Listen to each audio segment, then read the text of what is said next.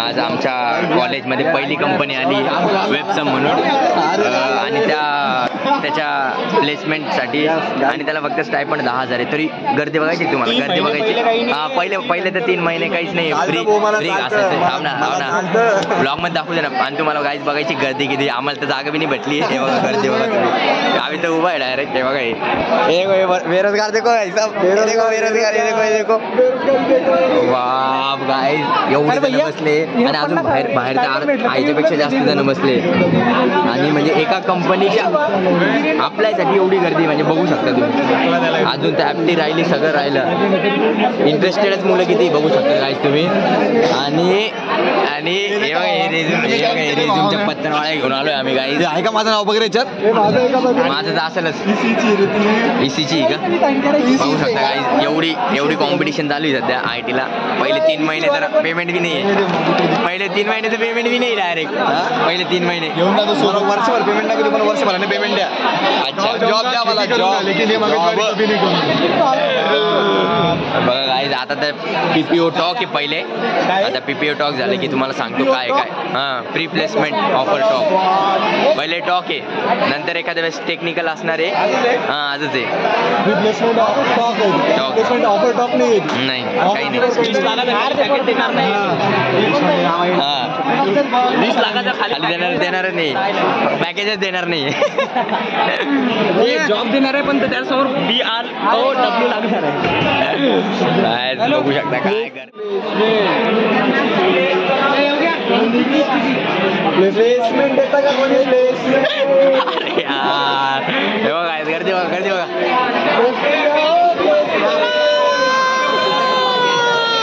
मला तर वाटत नाही की कॉलेजमधून प्लेसमेंट भेटेल. तुमचं जर कोणी रेफरन्स असेल तर कमेंटमध्ये गाईज मला तर वाटत नाही माझं काय होईल. जर का तुमचा कोणाचा रेफरन्स असेल तर कमेंटमध्ये मला लिंक पाठवा. आम्ही कमेंटमध्ये माझी ईमेल ID पाठवतो. काही रेफरन्स असेल तर सांगा प्लीज गाईज. काय पंकज तुला बी पाहिजे का रेफरन्स पाहिजे का आपल्या ऑडियन्सकडून? तुझे पण मेल ID टाकून दे. प्लीज गाईज आमच्या 2-4 जणांना घेऊन टाका. जर कोणाचा रेफरन्स असेल तर चांगलं काम करू आम्ही. आमचं काम एकदम परफेक्ट राहणार. 4 वर्ष लॉक काढणार. कंपनीचा डेटाबेस पहिल्या दिवशी उडवणार काय आगच लावणार कंपनीला.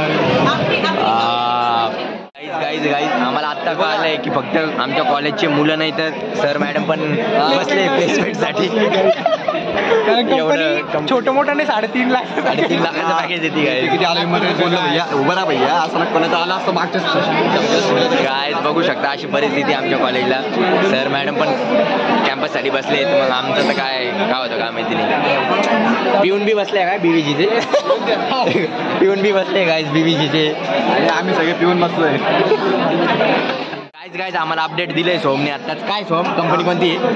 कंपनी नाही मित्रांनो, ती कोचिंग क्लास आहे. आणि पोरं बघा कोचिंग क्लास मध्ये भरती होण्यासाठी आता आम्हाला अपडेट मिळाली. कोचिंग क्लास आहे आणि पॅकेज पण 3.5चं नाही गाईज. 3.5 लाखाचं पॅकेज. काही तुम्हाला वाटत नाही कॉलेज तर्फे, तसं नाहीये. एकनाथ शिंदे रोजगार मेळावा भरलाय सर्व पोरं. ते शिवाजी द बॉस मध्ये नाही का गाईज नंगे पोर ते हेलिकॉप्टर मधून निघाल्यावर कसे नंगे पोर नाचते काय. तसं आता प्लेसमेंट वाले येणार नाही. डायरेक्ट घोषणा द्या, डायरेक्ट घोषणा. हे चला तिथं बोलू. काल आला होता संत एकनाथ रंगमंदिरला शिंदे साहेब आपले. मला कॉल आला पण नको म्हटलं. मग बोटी कुठून काढली कालची? मी आता शिंदे साहेबांना बोलणार आहे. माझ्याकडे अशा स्किल आहे. शिंदे साहेब मला ड्युटी लावून देऊ शकता. मला असं येईल यार. तुम्ही काहीच आहे बघा. पोरांनी एवढं मनावर घेतले. यांनी पुंगळ्या केल्या होत्या. पुंगळ्या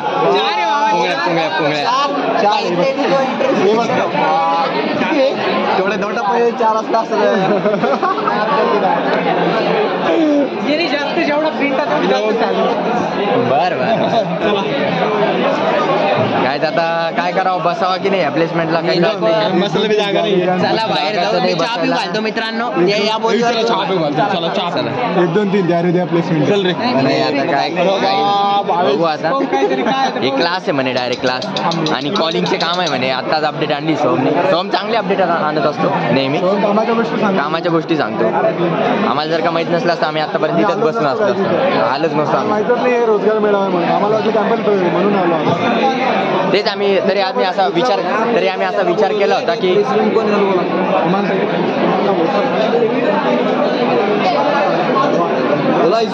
अरे आत्ताच खूप वेळानंतर म्हणजे एकदम 1-1.5 तासानंतर आमचा नंबर लागलाय GD साठी. झालंय आमचं आता GD देऊन आलोय.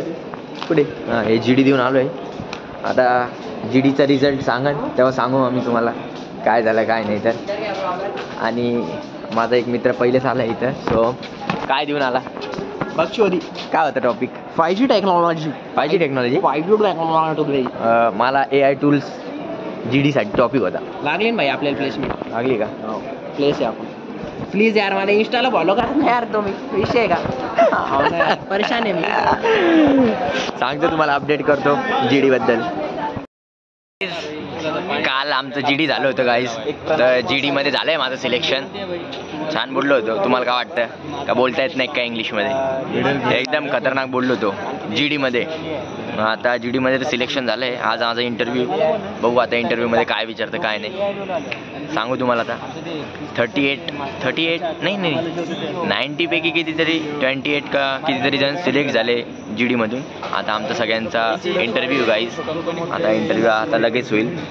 बघू इंटरव्ह्यूमध्ये काय काय विचारता. तसं तर इंटरव्ह्यूसाठी प्रिपेअर आहे चांगला. बघू तरी काय विचारते काय नाही सांगतो तुम्हाला इंटरव्ह्यू झाला की. बघू शकता आम्ही आता इंटरव्ह्यूसाठी आलो इथं. तुम्हाला वाटत असेल हे इन्व्हायरमेंट बघून की मायक्रोसॉफ्ट बार्कलेजचा इंटरव्ह्यू आहे, पण काही नाही काही. वेबसम नावाचा एक क्लास आहे. 1.5 लाखाचा पॅकेज देणार आहे आम्हाला. त्यासाठी आम्ही एवढं प्रिपेअर होऊन आलो. हे बघा हे मेरे दोस्त लोक दे. हे बघा पुरे. कसा होता इंटरव्ह्यू? छान झाला.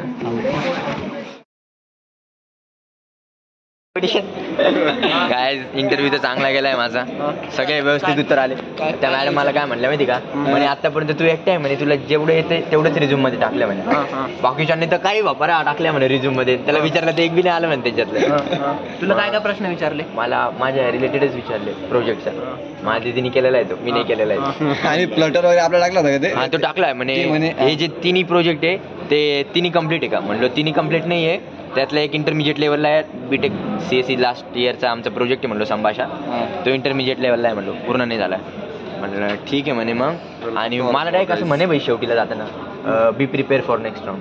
म्हणजे मग काय होऊ शकतं का? नाही होऊ शकत. असं म्हणल्यावर होऊ शकत नाही ना. काय बघू शकता आता काय होतं काय नाही. विचारते भाई काय हो असं रेडी प्रिपेअर कर ना मग. हो ना मग येऊ तर ते लिस्ट. मला काय विचारणार महोदय? तुला का? झेपटं